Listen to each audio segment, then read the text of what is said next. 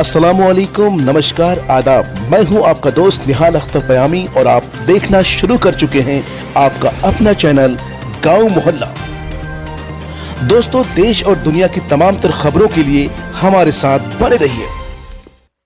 अस्सलामुअलैकुम, नमस्कार, आदाब। मैं हूं निहाल अख्तर पयामी और आप देखना शुरू कर चुके हैं आपका अपना चैनल, फेवरेट चैनल गांव मोहल्ला। दोस्तों, लगातार गांव मोहल्ला आपको अपडेट्स देता रहा है, आपको बताता रहा है कि बिहार विधानसभा चुनाव को लेकर क्या गतिविधियां चल रही है। हम हर रोज़ कोशिश करते हैं कि सीमांचल के ही नहीं बल्कि बिहार के अलग अलग नेताओं से आपको मुलाकात कराई जाए और उनसे जाना जाए कि साहब इस इलेक्शन में वो किन मुद्दों को लेकर के मैदान में आ रहे हैं और अवाम को कमिटमेंट कर रहे हैं कि साहब अगर हमें आप जिताते हैं तो हम आपके इन जो ज़रूरियात है इसको पूरी करने का काम करेंगे। खैर, इस वक्त हमारे साथ एक बेहद ख़ास मेहमान हैं जनाब अंजार नईमी साहब। सर, बहुत बहुत शुक्रगुजार हैं आपके। शुक्रिया आपका भी। चलिए, अंजार नईमी साहब का मुख्तसर में तारुफ करा देते हैं। दोस्तों, अंजार नईमी साहब नगर पंचायत चेयरमैन रह चुके हैं बहादुरगंज से। 2007 से लेकर 2012 तक ये चेयरमैन रहे और फिर 2010 में आरजेडी के टिकट से ये चुनाव लड़े। पहली बार विधानसभा चुनाव लड़े बहादुरगंज से। अप्रोक्स 6000 के आसपास इनको वोट आया है। अभी इन्होंने जेडीयू की मेंबरशिप ले रखी है, लेकिन कोशिश जो कर रहे हैं कि साहब इन्हें मजलिस-ए-इत्तेहादुल मुस्लिमीन का टिकट मिले और कहीं ना कहीं ये चर्चाएं हो रही है कि बहादुरगंज से अगर मजलिस का कोई उम्मीदवार होगा तो अंजार नईमी साहब होंगे। दो सवालात एक साथ हम पूछना चाह रहे हैं आपसे। पहला सवाल तो मेरा ये है कि आप इलेक्शन क्यों लड़ना चाहते हैं और दूसरा सवाल हमारा ये है कि मजलिस-ए-इत्तेहादुल मुस्लिमीन से ही क्यों इलेक्शन लड़ना चाहते हैं। कि इलेक्शन मेरा शुरू से इरादा रहा है कि लोगों के बीच रहे हैं हम। लोगों के खिदमत करना मेरा मकसद रहा है। हम ही नहीं, मेरे जो पूर्वज भी रहे हैं तो लोगों की खिदमत से जुड़े हुए रहे हैं। तो हम चाह रहे हैं कि कुछ ऐसा ओहदा लेकर के लोगों की जो मूलभूत सुविधाएं हैं वो लोगों तक पहुंचाई जाए। जो हमारे सेवा के लिए ओहदा का होना ज़रूरी नहीं है, क्योंकि अल्लाह ने आपको इतना कुछ दे रखा है, आप बगैर ओहदा के भी कर सकते हैं। हम लोग तो अपने हिसाब से करते ही हैं, लेकिन ये उतना तक हम नहीं समझते हैं कि हम लोग सक्षम हो पाते हैं करने में। अगर कुछ ओहदा लेकर के किया जाए तो जब हम बहादुरगंज नगर चेयरमैन रहे तो नगर के बारे में आप पूछ सकते हैं लोगों को कि नगर में किस ढंग का विकास हुआ। नाला, रोड, जो आज जल जमाव का जो स्थिति है इस तरह के नहीं था। चलिए, कहीं ना कहीं आप ये कहना चाह रहे हैं कि ओहदे पे रहकर बेहतर तरीके से काम किया सकता है। खैर, अभी आपने सदस्यता तो जेडीयू के लिए रखी है, लेकिन खबरें हैं कि मजलिस-ए-इत्तेहादुल मुस्लिमीन की टिकट के लिए मारामारी कर रहे हैं। नहीं, ऐसा नहीं है। लोगों का सोच होगा ऐसा, लेकिन हम अभी जेडीयू में ही हैं। लोगों का प्रेशर है कि आप एमआईएम ज्वाइन कीजिए, ये कीजिए, आप एमआईएम से लड़िए, लेकिन हम अभी ऐसा कोई इरादा नहीं बनाया है। लेकिन अभी हम जेडीयू में। अच्छा, व्यक्तिगत तौर पर हम जानना चाहेंगे, क्या आपको लगता है कि एमआईएम आपको अपना उम्मीदवार बनाएगी? क्योंकि एमआईएम के और भी लोग हैं जो कहीं ना कहीं संघर्ष कर रहे हैं, पार्टी के लिए शुरू दिन से काम कर रहे हैं। क्या मुमकिन है कि साहब टिकट आप ही को मिलेगा, उनको दरकिनार किया जाएगा? नहीं, हम अभी ऐसा सोचे ही नहीं है कि वो अभी मैं मेंबर बना ही नहीं। टिकट मिले तो वेल एंड गुड है, अदरवाइज आप जेडीयू से लड़ेंगे इलेक्शन? नहीं, ऐसा नहीं है। हम अभी जेडीयू में हैं। इसी से अभी कोशिश कर रहे हैं, लेकिन ऐसा वक्त आएगा तो फिर सोचा जाएगा। इसके लिए कभी हम ये भी नहीं किए हैं कि कोई मतलब ये है। चलिए, आप क्योंकि विधानसभा के एक उम्मीदवार हैं तो ये पूछना आपसे लाजमी हो जाता है कि बहादुरगंज विधानसभा क्षेत्र की वो कौन से मुद्दे हैं जिन पर वाकई में काम होना चाहिए था लेकिन अब तक नहीं हो सका? जो बहादुरगंज में विकास नाम का कोई चीज़ ही नहीं हुआ है। जो आज हमारे मौजूदा विधायक हैं 20 साल से, आप अगर इलाका घूमिएगा तो कोई भी रोड आपको ऐसा नहीं लगेगा कि आप सही ढंग से अपने इसमें पहुंच पाए। जो मौलाना के पीरियड में जो भी प्रधानमंत्री सड़कें बनी हैं आज तक वो रिपेयर नहीं हो पाया। और आप कहीं भी चले जाइए, चाहे आप बीबीगंज की तरफ चले जाइए या इधर आप कठलवाड़ी की तरफ वजह क्या हो जाती है कि बार बार वही जीत जाते हैं, हर बार दूसरे लोग हार जाते हैं, वही जीत जाते हैं? पता नहीं, लोगों का एक अपना एक ये है, एक मतलब हालात बन जाता है इस तरह का। जो पिछले बार लोगों का मैं एंटी इनकम्बेंसी था, लेकिन उनमें ये था कि महागठबंधन के चलते लोग वोट कर जाते हैं। ये चूँकि मुस्लिम बहुल एरिया है, हिंदू मुस्लिम की राजनीति होती है और कुछ तरह तरह की ये अफवाहें फैला करके वोट को अपने तरफ कन्वर्ट करने में कामयाब रहते हैं।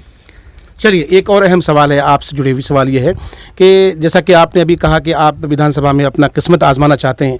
आमतौर पर अब माहौल ये हो गया है कि जो भी उम्मीदवार होते हैं वो कहीं ना कहीं अवाम के बीच जाते हैं और अवाम के मसाइल को हल करने की हर मुमकिन कोशिश करते हैं। आप पर एलिगेशन है, आप पर यह आरोप है कि आप CA NRC NPR के दौरान नदारद रहे।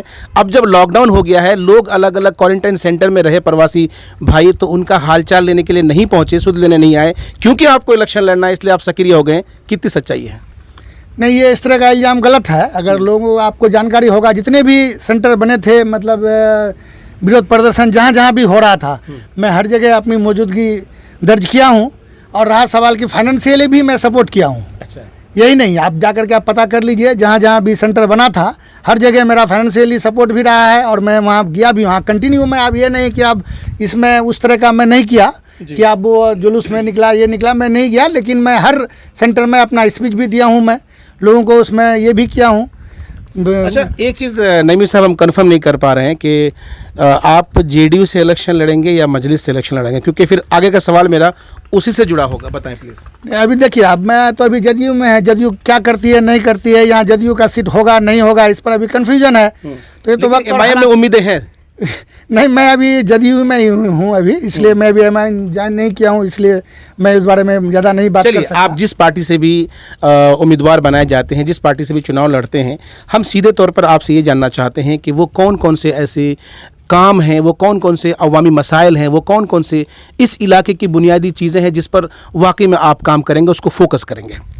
देखिए, यहाँ का सबसे अहम चीज़ है मतलब कम्युनिकेशन। जो रोड नाला का जो काम है, सबसे अहम चीज़ है लोगों को एक दूसरे से जोड़ना। लोगों को इतनी बरसात में कठिनाई है, आप जाके घूमिएगा अगर तो पता चलेगा कि शायद 70 साल देश आज़ाद होने का हो गया, 70-72 साल, लेकिन अभी विकास नाम का कहीं रोड नाला लोगों को मुख्य इसमें आने के लिए, जिला पहुंचने के लिए या प्रखंड पहुंचने के लिए इतनी दिक्कतों का सामना करना पड़ता है। दूसरा होगा तालीम के लिए। तालीम के लिए बेहतर से बेहतर इंस्टीट्यूशन लाने के लिए सरकार से जद्दोजहद किया जाएगा। दूसरा है यहाँ सेहत के एतबार से रेफरल हॉस्पिटल की सख्त ज़रूरत है बहादुरगंज, दिघल, टेरागाछ में। तो हम चाहेंगे कि एक बड़ा हॉस्पिटल यहाँ निर्माण हो। और रहा सवाल कि यहाँ के जो नौजवान आज बाहर जो जा रहे हैं, जो पंजाब, दिल्ली, देश के मुख्तलिफ हिस्सों में पहुंच रहे हैं काम के लिए, तो हम चाह रहे हैं कि कुछ ऐसी यहाँ व्यवस्था की जाए कि लोग, हमारे नौजवान यहीं रुकें और यहीं उनको आमदनी का जरिया मुहैया कराया जाए। बहादुरगंज को अनुमंडल बनाने की भी बात चल रही है। अक्सर हम जब बात करते हैं लोगों से, तो आम अवाम का ये कहना है कि अगर अनुमंडल बन जाए बहादुरगंज तो हमारे बहुत सारे मसाइल हल हो जाएंगे। उसके लिए हमें जो है साहब 25-30 किलोमीटर किशनगंज जो है नहीं जाना पड़ेगा। जी, ये तो बहुत दिन से प्रस्ताव, मैं समझता हूँ 25-30 साल से ये प्रस्तावित है अनुमंडल ठाकुरगंज और बहादुरगंज, लेकिन अब तक क्यों नहीं हो पा रहा है? हमारे जो रहनुमा लोग हैं इस पर क्यों नहीं तस्करा कर रहे हैं या असेंबली में इस चीज़ की मांग क्यों नहीं उठा रहे हैं कि बहादुरगंज अगर होता तो काफ़ी हद तक विकास भी करता, लोगों को रोज़गार भी मिलता, लेकिन ये हो नहीं पा रहा है। ये मौजूदा रहनुमाओं की कमी है। मैं तो यही कहूँगा, अगर चाहते तो अब तक हमारा ये अनुमंडल बन चुका होता।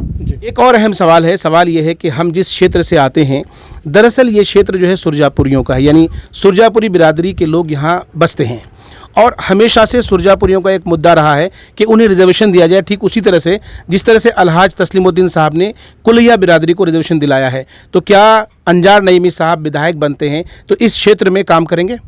जी, ये तो हम लोगों के लिए बहुत बड़ी बात है, क्योंकि एनेक्स 2 में बिहार गजट में ये आ गया है, लेकिन केंद्र सरकार के इसमें नहीं आया है। तो इसके लिए हम लोग को जद्दोजहद करने की ज़रूरत है। अगर इंशाल्लाह इस पर हम लोग करेंगे तो ये ज़रूर केंद्र सरकार में भी एनेक्स 1 में हम लोग आ जाएंगे। बिहार गजट में तो आ चुका है, लेकिन हम लोगों के लिए जद्दोजहद रहेगा कि ये केंद्र सरकार में सुरजापुरियों को एनेक्स 1 में रिजर्वेशन मिले, इसके लिए जद्दोजहद रहेगा। चलिए, एक और अहम सवाल है। सवाल ये है कि ये जो इलाका है, ये पूरा इलाका किसानों का इलाका है, लोग खेती बाड़ी पर डिपेंडेंट हैं, और अभी जो जिस तरह से बिन मौसम बारिश हुई और बारिश की वजह से लोगों का मक्के का अनाज वो पूरी तरह से क्षति हो चुका है। किसानों के और भी बहुत सारे मसाइल हैं जो हल होने चाहिए, सरकार की तरफ से सुविधाएँ मिलनी चाहिए, वो नहीं मिल पा रहे हैं। ऐसे में अंजार नईमी साहब क्या सोचते हैं कि साहब इन मसाइल का हल कैसे हो? अगर आप सत्ता में होते, आप विधायक होते, तो क्या करते? देखिए, सबसे कमी हमारे यहाँ, हमारा एरिया मतलब एग्रीकल्चर बेस्ड है, किसानों का एरिया है, और सबसे कमी यहाँ ये होता है कि समर्थन मूल्य पे हमारे किसानों के अनाज को खरीदा नहीं जाता है। और इसके लिए हमारे नेताओं से जब इस पर अप्रोच किया जाता है तो उनका हमेशा ये रहता है कि अभी मतलब तरह तरह के वो बहाना करके लोगों को, यानी कि जब तक किसानों से माल जनरल मार्केट में बिक जाता है या स्टॉकिस्टों के हवाले हो जाता है, तब जा करके यहाँ सरकारी कांटा या सरकारी स्तर पर खरीदना शुरू करते हैं। तो ये हमारे नेताओं की कमी है। अगर समर्थन मूल्य पे अगर यहाँ का अनाज बिके तो हम समझते हैं कि इलाका बहुत जल्दी खुशहाल होगा, चूँकि ये किसानों का क्षेत्र है, लेकिन ये हो नहीं पाता है। ये मौजूदा हमारा जो रहनुमा है उनकी कमी है। ये लोग बहादुरगंज प्रखंड को लेकर के ये चर्चाएं हो रही है कि साहब यहाँ करप्शन बहुत ज़्यादा बढ़ गया है। इसके लिए सीधे तौर पर किसे जिम्मेदार मानते हैं आप? हमारे रहनुमाओं की कमी है। अगर करप्शन है तो रहनुमा अगर चाहेंगे तो ये ख़त्म हो जाएगा, लेकिन ये हो नहीं पा रहा है, क्योंकि वो खुद ही ऐसे करप्ट लोगों को आगे लाके भर दिए हैं, जिस कारण हमारे यहाँ करप्शन का और मतलब समझिए तुति बोलता है आज के आप डेट में। विधायक बनेंगे तो इस करप्शन को खत्म कर देंगे आप? इंशाल्लाह कोशिश मेरा रहेगा कि ये ख़त्म हो जाए, क्या एकदम बहुत ख़त्म हो जाएगा। जैसे हमारे दिल्ली सरकार में आज आप पता कीजिएगा, अगर सरकार चाहती है, एक अकेला आदमी कोशिश करके वहाँ तो बहुत हद तक ख़त्म कर दिया गया। नीतीश कुमार भी कोशिश कर रहे हैं, लेकिन ये चूँकि ये एक अकेले आदमी निचले स्तर तक ये ख़त्म नहीं हो पा रहा है, और ये बहुत ज़्यादा समझिए दीमक के तरह पूरे इसको चाट रहा है। चलिए आखिरी सवाल है, सवाल ये है कि क्योंकि आप जेडीयू से हैं, हालांकि टिकटों का जुगाड़ जो है आपका एमआईएम से हो रहा है, लेकिन आप लगातार कह रहे हैं कि अभी तक आपने जेडीयू की मेंबरशिप ले रखी है, तो ये पूछना लाजमी हो जाता है कि मजलिस-ए-इत्तेहादुल मुस्लिमीन के लोग लगातार ये एलिगेशन लगा रहे हैं कि भाई एनपीआर जो हुआ होना है, दरअसल इसमें बहुत बड़ी भागीदारी कहीं ना कहीं जेडीयू की है। अगर जेडीयू ने वहाँ पर लोकसभा और राज्यसभा में अगर अपना समर्थन नहीं दिया होता तो आज ये जो तलवार है वो नहीं लटकती। हाँ नहीं, ये तो कमी रहा है उस समय में, ये बात सही है। ये बात एज ए मुस्लिम मुझे भी ये बात बुरा लगा कि जेडीयू ने वहाँ ऐसा किया, लेकिन ये नहीं होना चाहिए था। अगर चाहते तो नीतीश कुमार जी अगर चाहते तो ये बिल राज्यसभा में पास नहीं होता। चलिए सर, चलते चलते हमारे जो व्यूअर्स हैं, हम चाह रहे हैं कि आपकी तरफ से एक पैगाम हो, एक मैसेज हो, क्योंकि ये जो दौर है ये कोरोना वायरस का दौर है, और इस वक्त जिस तरह से कोरोना महामारी विकराल रूप इख्तियार कर रहा है, उसको देखते हुए कहीं ना कहीं अब सरकार ने भी कहा है कि अगर आप बगैर मास्क के बाहर निकलते हैं तो आपको जो है सब पनिशमेंट देना होगा। तो लोगों को अवेयर रहने के लिए आपकी तरफ से, अंजान नईमी साहब की तरफ से क्या संदेश?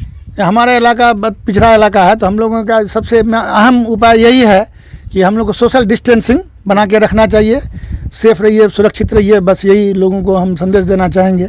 चलिए बहुत बहुत शुक्रिया। तो ये हैं जनाब अंजान नईमी साहब, बहादुरगंज विधानसभा क्षेत्र से आते हैं, जेडीयू की इन्होंने सदस्यता ले रखी है, लेकिन सियासी गलियारों में चर्चा है कि मजलिस-ए-इत्तेहादुल मुस्लिमीन के ये उम्मीदवार बनाए जा सकते हैं। हर सवालात के बड़े ही बेबाकी से इन्होंने जवाब दिए। हम आपको इसी तरह से दूसरे लीडरान से मिलाएंगे। गाँव मोहल्ला के लिए किशनगंज से निहाल अख्तर पयामी की रिपोर्ट।